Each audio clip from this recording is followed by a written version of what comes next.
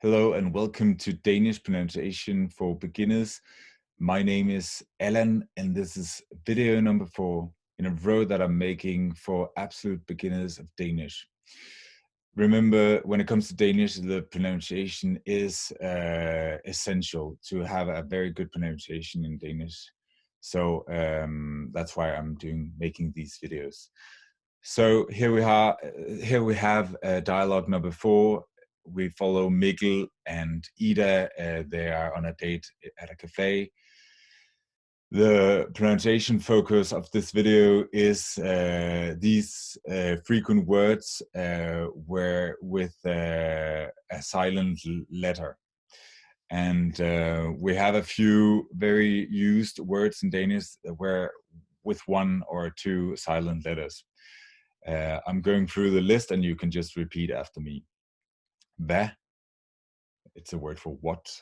Kan lide. Kan lide means like, I like, jeg kan lide. At, af eller og means to. It's a infinitive marker or it's a conjunctive. That. Også. God. Til. Med. Det. Kan. Skal. Vil. Okay, I'm going to read the dialogue and you can repeat after me. Mikkel og Ida er på date på en café. Hvad kan du godt lide at lave? Hvad kan du godt lide at lave?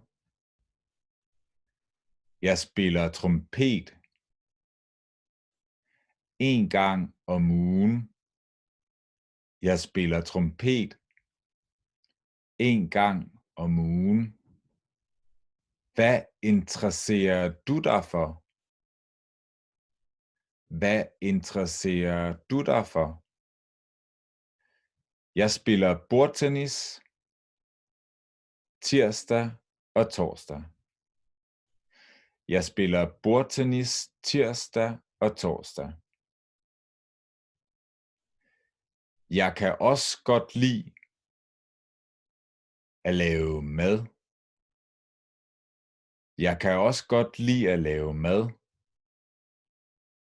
Er du god til det? Er du god til det? Ja, det synes jeg. Ja, det synes jeg. Yes, I think so. Are you good at it? Yes, I think so. Hvad er du god til? Hvad er du god til?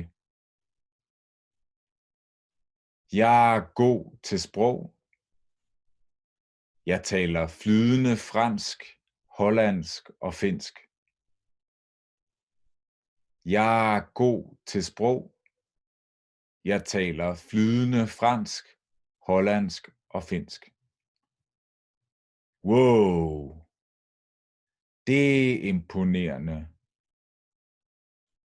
Wow, det er imponerende. Hvad sprog taler du? Jeg taler kun engelsk. Og dansk, selvfølgelig. And selvfølgelig means of course. Selvfølgelig. Jeg taler kun engelsk. Og dansk, selvfølgelig.